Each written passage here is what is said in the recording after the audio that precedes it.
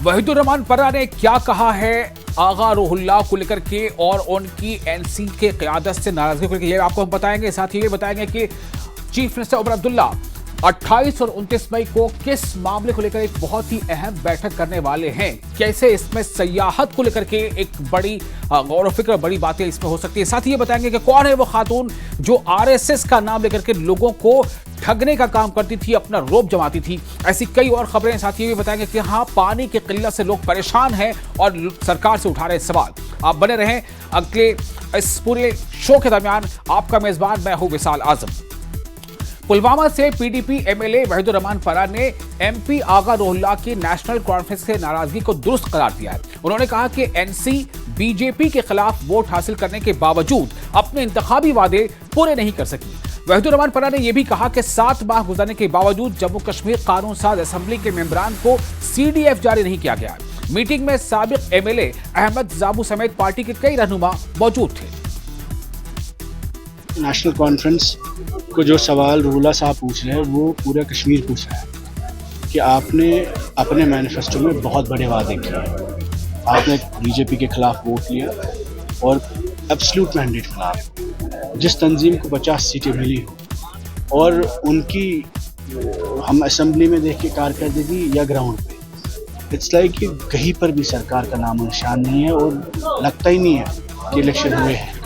त्राल और अवंतीपुरा पुलिस ने आरएसएस के नाम पर पैसे बटोरने वाली एक खातून को गिरफ्तार किया है। आरएसएस के रियासती सेक्रेटरी बशीर अहमद लोन ने त्राल में एक प्रेस कॉन्फ्रेंस से खिताब करते हुए पुलिस की इस अहम कार्रवाई की तारीफ की है और बताया कि इस खातून का नाम परवीन है जो अनंतनाग के मंगोल की रहने वाली है। तंजीम ने इन्हें गुज़िश्ता साल पार्टी से निकाल दिया था और अब इनका तंजीम से कोई ताल्लुक नहीं है। जालिया परवीन डॉक्टर मोहम्मद अमीन रात संगठन के नाम पर लोग नहीं डरते थे इसके खिलाफ कंप्लेंट करने के लिए।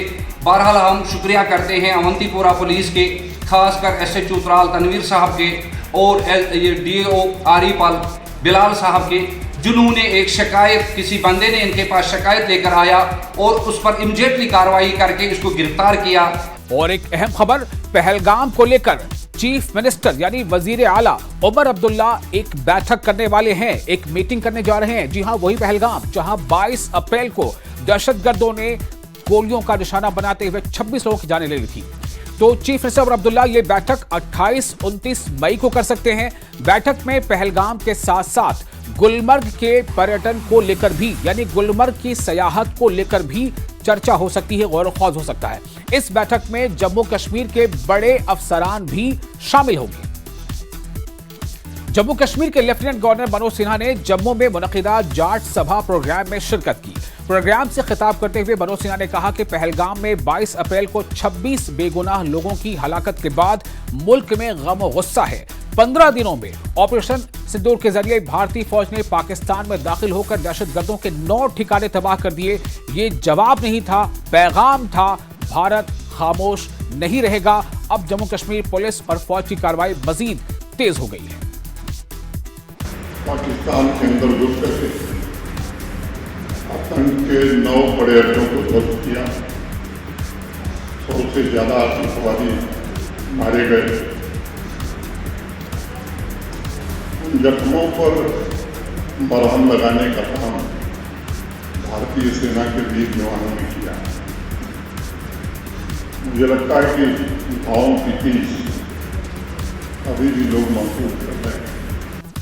जम्मू में मरकजी वजीर जितेंद्र सिंह ने ऑपरेशन सिंध के दौरान जख्मी होने वाले बीएसएफ और फौज के जवानों का हाल जानने के लिए मिलिट्री अस्पताल का दौरा किया।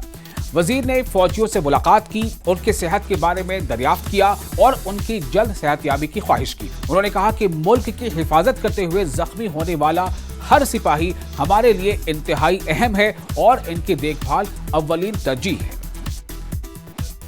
जिस हौसले के साथ उन्होंने अपनी चुनौती का भी सामना किया और जो घाव आया उसको भी सामना करते हुए स्वयं, कुछ उनमें से हमारे ऐसे लोग हैं जो स्वयं अस्पताल तक पहुंचे। और साथ ही साथ बधाई के पात्र है हमारी टीम डॉक्टर्स की, मिलिट्री अस्पताल जम्मू में जिस कुशलता से timely intervention, precise intervention, prompt intervention के तहत न केवल कई जानें उन्होंने बचाई बल्कि बहुत सारे जवानों को इस कदर उन्होंने तंदुरुस्त कर दिया कि वो फिर से फ्रंट पे जाने के काबिल हो गए। जम्मू कश्मीर असेंबली में अपोजिशन लीडर सुनील शर्मा ने लेफ्टिनेंट गवर्नर मनोज सिन्हा से मुलाकात की। इस दौरान उन्होंने पाकिस्तानी फायरिंग से मुतासरा खानदानों की फलाह व बहबूद से मुताल्लिक कई अहम अमूर पर तबादला ख्याल किया।